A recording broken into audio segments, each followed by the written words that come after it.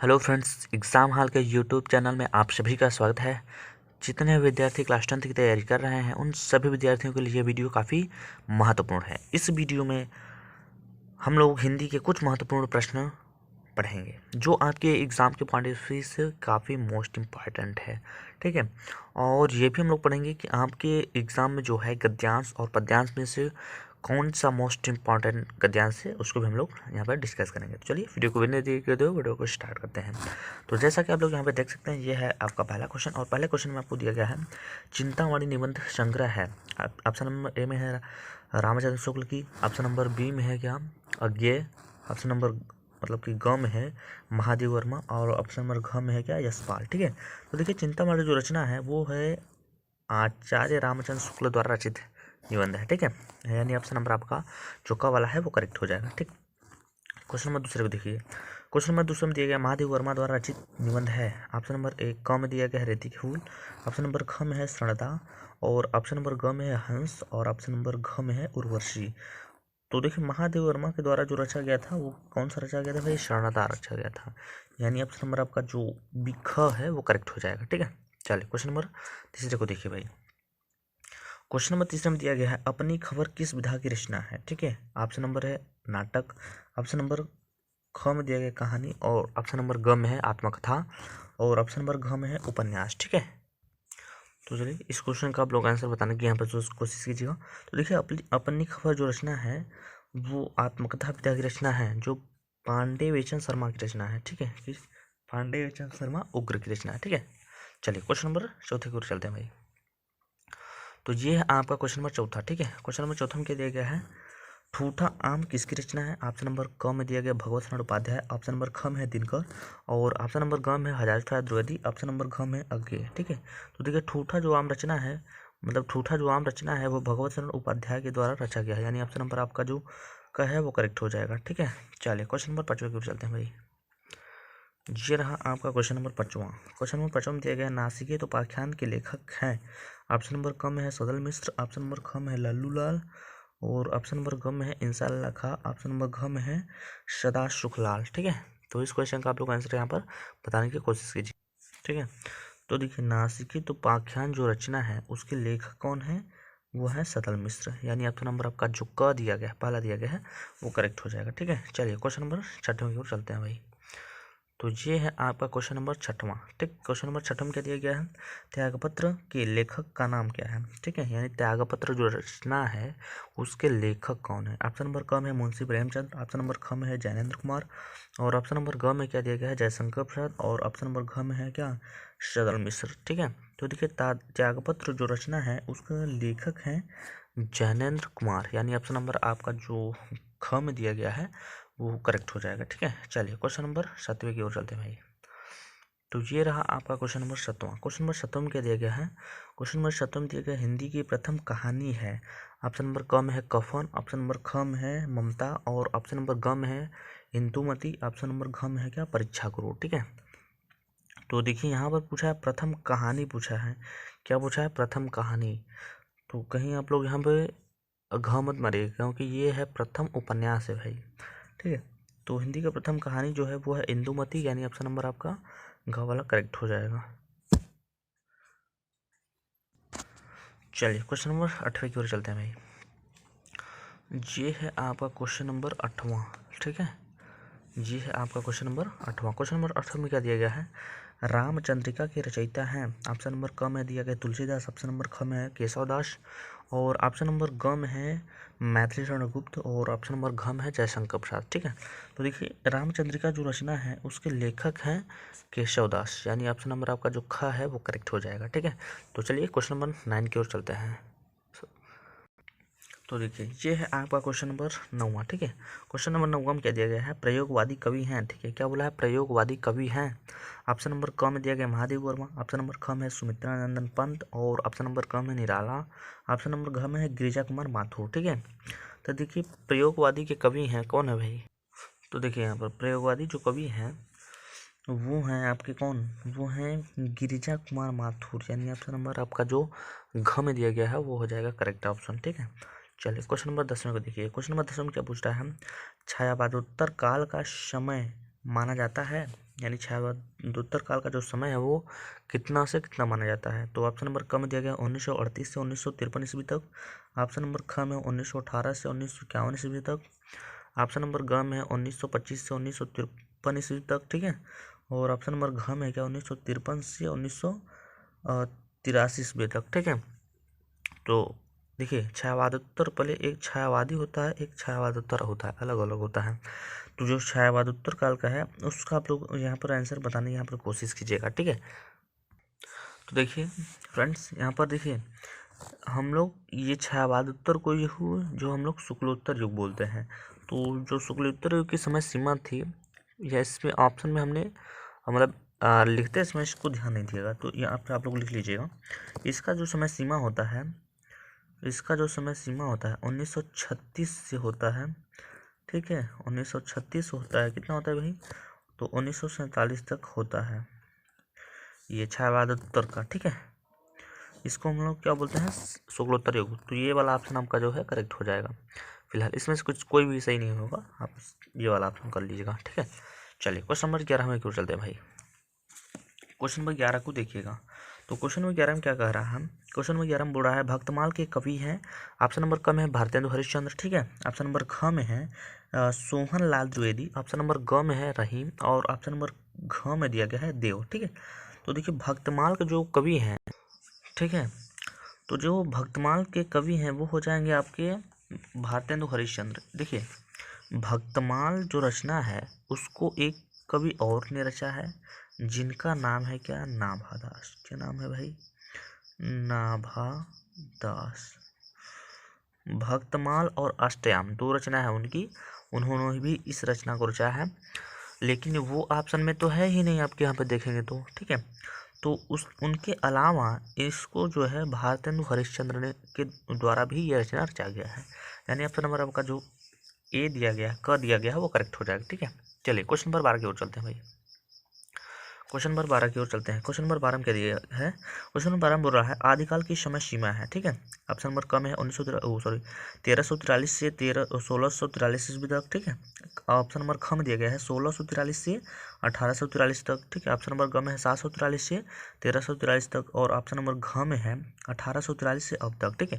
तो देखिए आदिकाल की जो समय सीमा है वो है 743 से 1343 ईस्वी तक मानी जाती है। यानी ऑप्शन नंबर आपका ग जो है वो करेक्ट हो जाएगा, ठीक है। चलिए क्वेश्चन नंबर 13 की ओर चलते हैं भाई। क्वेश्चन नंबर 13 में क्या बोल रहा है, क्वेश्चन नंबर 13 में बोला है आजीवन में उपसर्ग है। ऑप्शन नंबर क में है वन, ऑप्शन नंबर ख में है अन, और ऑप्शन नंबर ग में है ई, और ऑप्शन नंबर घ में है आ। तो देखिए उपसर्ग होता है शब्द के आदि में, शब्द के आदि नहीं प्रारंभ, सॉरी हाँ आदि पहले होता है ना, प्रारंभ में होता है। तो उसी यहाँ पे देख सकते हैं पर आ उपसर्ग लगा है, तो आ वाला जो है ऑप्शन हमारा जो है करेक्ट हो जाएगा, ठीक है। क्योंकि उपसर्ग आगे होता है, प्रत्यय पीछे होता है, ठीक है। चलिए क्वेश्चन नंबर 14 की ओर चलते हैं भाई। तो ये रहा आपका क्वेश्चन नंबर 14। क्वेश्चन नंबर 14 में क्या बोल रहा है, बोल रहा है महत्व में प्रत्यय है। तो देखिए यहाँ पर प्रत्यय पूछा है, तो प्रत्यय होता है शब्द के पीछे होता है, तो यहाँ पर कौन सा प्रत्यय लगा है, तो प्रत्यय लगाया गया है। यानी ऑप्शन नंबर आपका जो है क वाला सही हो, क्योंकि तो प्रत्यय है, तो प्रत्यय हमारा कौन सा ऑप्शन में है, ऑप्शन नंबर क में है, ठीक है। चलिए क्वेश्चन नंबर 15 की ओर चलते हैं भाई। क्वेश्चन नंबर 15 में क्या पूछ रहा है, क्वेश्चन नंबर 15 में पूछ रहा है कि नेत्र मानो कमल है, नेत्र मानो कमल है में अलंकार है। तो मैंने आपको बताया था जब भी आपको दिखे मानो, जानो, मनहु, जनहु, ये सब आपको शब्द दिखे, यदि अलंकार पूछ रहा है तो वो हो जाएगा भाई उत्प्रेक्षा अलंकार हो जाएगा, ठीक है। तो ऑप्शन नंबर आपका जो ख है वो करेक्ट हो जाएगा। तो चलिए क्वेश्चन नंबर 16 की ओर चलते हैं भाई। क्वेश्चन नंबर 16 आपका ये रहा, ठीक है। क्वेश्चन नंबर 16 में क्या बोल रहा है, अष्टकोण में कौन सा समास है। तो यहाँ पर देखिए अष्ट यानी कि 8, कोण मतलब कि कोण, यानी 8 कोण, ठीक है। जब भी आपको कभी गिनती जैसा लगे समास में, यानी गिनती गिनाया जाए, पहला पद संख्यावाची हो, तो वो हो जाएगा आपका कौन सा समास, द्विगु समास हो जाएगा। यानी ऑप्शन नंबर आपका जो क में दिया गया है वो करेक्ट हो जाएगा, ठीक है। चलिए क्वेश्चन नंबर 17 की ओर चलते हैं। ये रहा आपका क्वेश्चन नंबर 17। क्वेश्चन नंबर 17 में क्या बोल रहा है, शुद्ध्युपास्य में कौन सी संधि है, ठीक है। ऑप्शन नंबर क में दिया गया दीर्घ संधि, ऑप्शन नंबर ख में दिया गया वृद्धि संधि, ऑप्शन नंबर ग में है जड़ संधि, और ऑप्शन नंबर घ में है क्या, आजादी संधि, ठीक है। तो देखिए यहाँ पर देख सकते हैं शब्द अधूरा है, और जब शब्द अधूरा होता है तो हमको मानना होता है कौन सा भाई, यड़ संधि मानते हैं। ठीक है, तो ये ऑप्शन नंबर आपका जो है ग वाला सही हो जाएगा। चलिए क्वेश्चन नंबर 18 को देखिए भाई। क्वेश्चन नंबर 18 में क्या दिया गया है,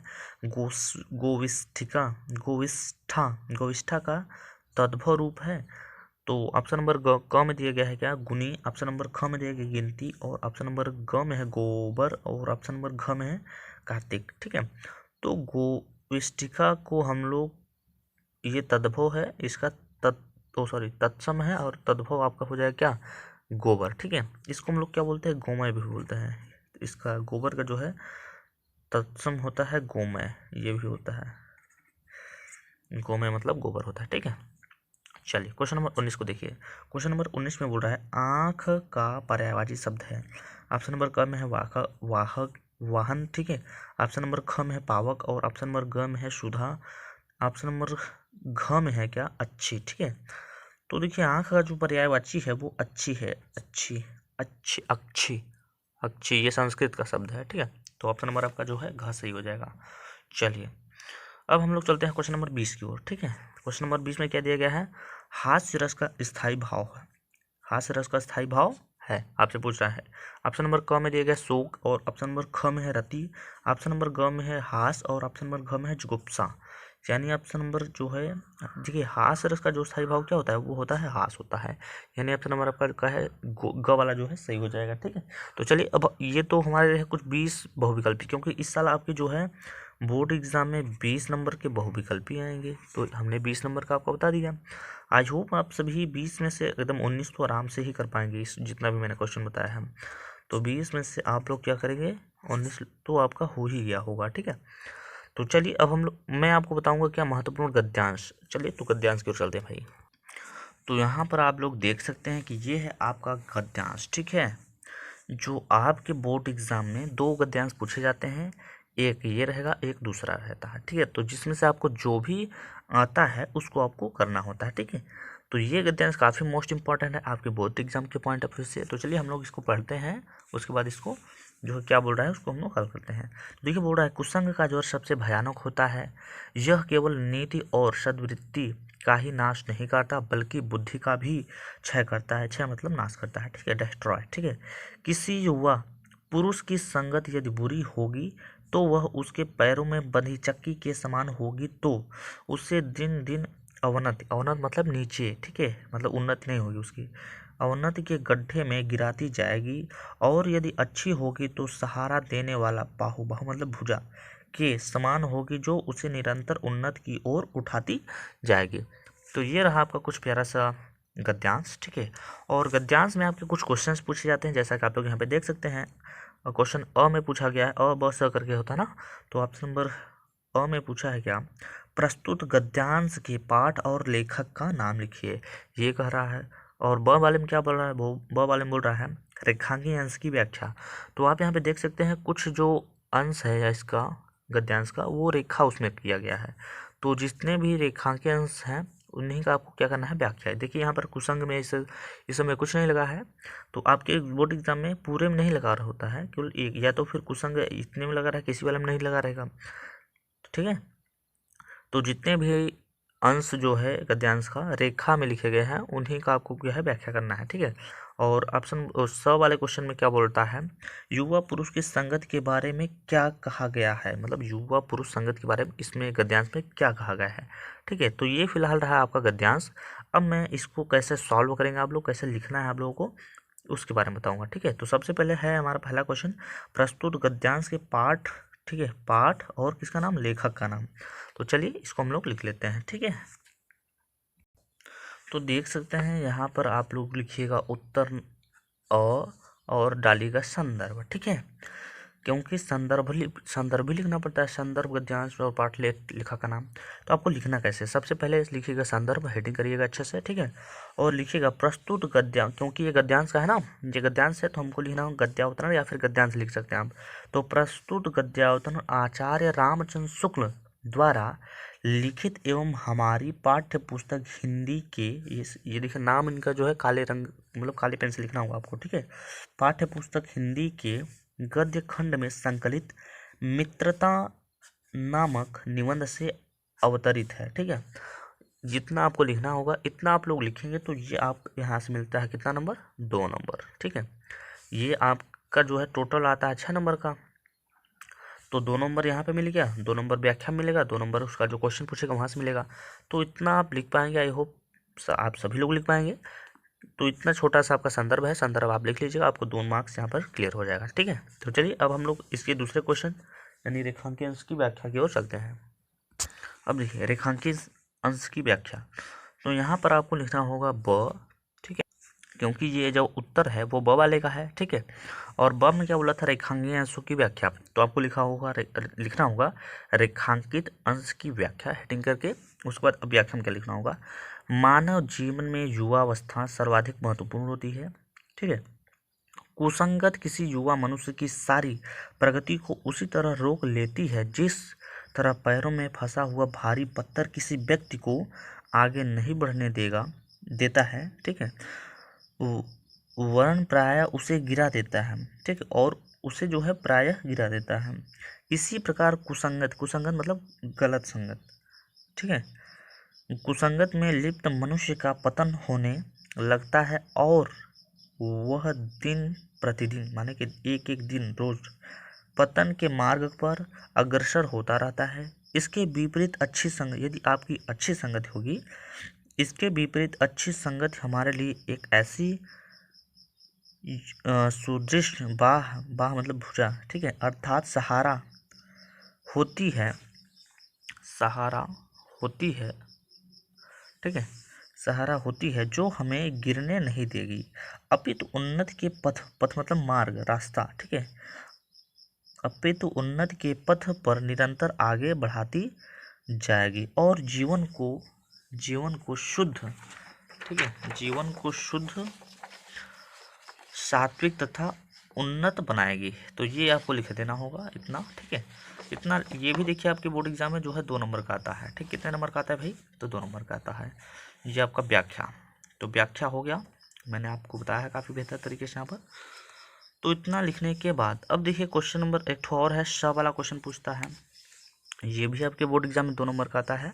इसके बाद आपका क्वेश्चन नंबर स वाला जो पूछता है, उसमें क्या पूछा था, युवा पुरुष के बारे में यहाँ पर क्या कहा गया है। ठीक है, तो आपको वहाँ पे लिखना होगा, युवा पुरुष की संगत उसे अवनति के गड्ढे में प्रतिदिन गिराती जाएगी। यदि अच्छी मतलब संगत जो है उसकी अच्छी होगी तो वह उसे, ठीक है, उससे निरंतर उन्नत मतलब आगे की ओर अग्रसर करेगी। ठीक है, तो इतना आपको लिखना होगा। आई होप आप सभी लोग लिख पाएंगे ये। तो ये भी जो है 2 नंबर का आएगा, टोटल 2 करके 6 नंबर हो गया। ठीक है, तो इतना आई होप आप सभी लोग पाएंगे। तो चलिए अब मैं आपको बताऊंगा क्या, महत्वपूर्ण पद्यांश के बारे में आपको पढ़ना क्या है। ठीक है, तो चलिए तो ये रहा आपका महत्वपूर्ण पद्यांश, ये भी 6 नंबर का आपका आता है। ठीक है, ये भी क्या है आपके बोर्ड एग्जाम में जो है 6 ही नंबर का आता है। तो चलिए इसको भी हम लोग पढ़ लेते हैं। तो यहाँ पर दिया गया, चरण कमल बंदौ हरिराय, जाग कृपा पंगु गिर लंघै, अंधे को शब दर्शाय, बहिरे सुने, गूंग पुनि बोले, पुनि मतलब फिर से। ठीक है, रंग चले सिर छत्र धराय, सूरदास स्वामी नामय बार बार बंदो तिह पाए। ठीक है, तो सबसे पहले आपको ये पहचानना होगा ये किसके द्वारा लिखा गया है, इसके लेखक कौन है। ठीक है, तो इसमें देखिए पढ़ने से आपको लग रहा होगा, यहाँ पे देखिए लिखा है सूरदास, यानी आप समझ सकते हैं कि इसको किसने लिखा है, सूरदास ने ही लिखा है। ठीक है, देखिए गद्यांश में कुछ, ये गद्यांश या पद्यांश में कुछ ऐसा चीज़ होते हैं, ठीक है, जिसको आपको थोड़ा सा ये बताने में हेल्प करता है कि ये किसके द्वारा लिखा गया। जैसे कि आप यहाँ पे देख सकते हैं लिखा है सूरदास। ठीक है, तो इससे आप पकड़ सकते हैं कि ये सूरदास के द्वारा ही लिखा गया होगा। तो इसमें भी आपको देखिए क्या संदर्भ लिखना पड़ता है और इसका व्याख्या करना पड़ता है। तो चलिए हम लोग संदर्भ लिख लेते हैं, उसके बाद हम लोग क्या करते हैं, व्याख्या करते हैं। तो देखिए ये आपका है संदर्भ। सबसे पहले आपको संदर्भ हेडिंग करना होगा, काले मतलब अपने काले पेन से अच्छे से एकदम। तो हेडिंग करने के बाद अब लिखना होगा आपको, प्रस्तुत पद्यांश श्री सूरदास द्वारा रचित सूरसागर नामक ग्रंथ से हमारी पाठ्य पुस्तक हिंदी के काव्य खंड में संकलित पद शीर्षक से अवतरित है। ठीक है, इतना आपको लिखना होगा। यहाँ पर आपको मिलता है कितना नंबर, 2 नंबर। आप संदर्भ लिखते हो अच्छे से तो आपका 2 नंबर यहाँ से कंप्लीट हो जाएगा। ठीक है, तो अब हम लोग चलते हैं इसकी व्याख्या की ओर। अब व्याख्या की बात करते हैं। तो यहाँ पर आपको डालना होगा हेडिंग व्याख्या। ठीक है, व्याख्या के बाद अब इसमें लिखना होगा भक्त शिरोमणि सूरदास श्री कृष्ण के कमल रूपी, ठीक है, कमल रूपी चरणों की वंदना करते हुए कहते हैं कि इन चरणों का प्रभाव बहुत व्यापक है। ठीक है, क्या है? बहुत व्यापक है। इनकी कृपा हो जाने पर लंगड़ा व्यक्ति भी पर्वतों को लांघ लेता है, मतलब पार कर लेता है भाई। ठीक है, और अंधे को सब कुछ दिखा देता है यदि श्री कृष्ण की चरणों की यदि, ठीक है, दिखाई देने लगता है। इन चरणों के अनोखे प्रभाव के कारण बहरा व्यक्ति, ठीक है, क्या बोल रहा है? बहरा व्यक्ति सुनने लगता है और गूंगा पुनः माने फिर से बोलने लगता है भाई। किनके चरणों से? श्री कृष्ण के चरणों से। किसी दरिद्र व्यक्ति पर श्री कृष्ण के चरणों की कृपा हो जाने पर वह राजा बनकर अपने सिर पर, ठीक है, राज छत्र धारण कर लेता है। सूरदास जी कहते हैं कि, ठीक है, सूरदास जी कहते हैं कि ऐसे दयालु प्रभु श्री कृष्ण के चरणों की मैं बार बार वंदना करता हूँ। ठीक है, तो ये रहा आपका प्यारा पद्यांश। ठीक है, पद्यांश का जो व्याख्या था मैंने यहाँ पर काफ़ी बेहतर तरीके से यहाँ पर आपको बताने की यहाँ पर कोशिश किया है। आई होप आप सभी को समझ में आया है। ठीक है, तो चलिए अब हम लोग चलेंगे कहाँ पे? एक श्लोक मैंने लिखा है आपके लिए। ठीक है, मुझे लगा मुझे आपको बता देना चाहिए क्योंकि आपके बोर्ड एग्जाम में श्लोक भी आता है, लिखने के लिए एक आता है और एक आता है अनुवाद करने के लिए। तो जो लिखने के लिए आता है वो आता है 2 नंबर का, अनुवाद करने के लिए आता है जो वो आता है 4 नंबर का। ठीक है, तो चलिए उसकी ओर चलते हैं हम लोग। तो ये रहा आपका प्यारा श्लोक। ठीक है, ये श्लोक जो है आपके बोर्ड एग्जाम मैंने अभी बताया कितने नंबर का आता है? 4 नंबर का आता है। ठीक है, यदि अच्छे से आप लिखते हो इसका अनुवाद संदर्भ तो आपको 4 नंबर मिल ही जाएगा। ठीक है, तो देखिए लिखा क्या है? वंदनम वर्णम वापी जयो वापी पराजया। ठीक है, उभयत्र समो वीर वीर भावो ही वीरता। ठीक है, ये आपका है कुछ श्लोक है। ठीक है, तो इसके बाद अब इसमें इतना देने के बाद क्या क्या आपको लिखना होगा? इसका देखिए सबसे पहले लिखना होता है संदर्भ लिखना होता है, फिर इसका अनुवाद लिखना है। तो संदर्भ देखिए आता है 1 नंबर में आपका ये आता है। ठीक है, नहीं 2 नंबर का, 2 नंबर का आता है भैया, 2 नंबर का संदर्भ आता है इसका। तो लिखना क्या होगा? देखिए लिखना होगा आपको प्रस्तुत श्लोक हमारी पाठ्य पुस्तक हिंदी को देखिए काले पेन से लिखना होगा कि संस्कृत खंड के वीर वीरेण पूज्यते, ये भी काले रंग क्योंकि पाठ का नाम है, ये जिस पाठ से लिया गया है उस पाठ का नाम ये है। ठीक है, तो वीर वीरेण पूज्यते पाठ से अवतरित है, इतना आपको लिखना होगा। 2 नंबर आपका यहाँ से क्या है? क्लियर हो जाएगा एकदम। क्या हो जाएगा? 2 नंबर आपका यहाँ से क्लियर हो जाएगा। इतना लिखने के बाद अब इसका मुझे करना है अनुवाद, यानी अनुवाद लिखेंगे हम लोग। ठीक है, तो देखिए यहाँ पर मैंने लिख रखा है यहाँ पर पहले से, तो आपको हेडिंग करना होगा अनुवाद। क्या करना होगा? अनुवाद। तो अनुवाद में लिखना होगा बंधन हो अथवा मरण हो, जीत हो या हार हो, दोनों ही अवस्थाओं में वीर समान रहता है। वीर भाव को ही वीरता कहते हैं। ये है छोटा सा आपका अनुवाद। आई होप आप सभी लोग इसको पढ़ पाएंगे, याद कर पाएंगे। तो ये भी आपके बोर्ड एग्जाम में कितने नंबर का आएगा? 2 नंबर का आएगा। कितने नंबर का भाई? 2 नंबर का, क्योंकि 4 नंबर का होता है। 2 नंबर का हो गया आपका संदर्भ और 2 नंबर का अनुवाद, तो टोटल कितने हो गए? 4 नंबर हो गए। ठीक है, तो आई होप आप सभी को ये तो अच्छे से काफ़ी क्लियर हो गया होगा। तो इस वीडियो में बस इतना ही, मिलते हैं नेक्स्ट वीडियो में, तब तक के लिए जय हिंद जय भारत।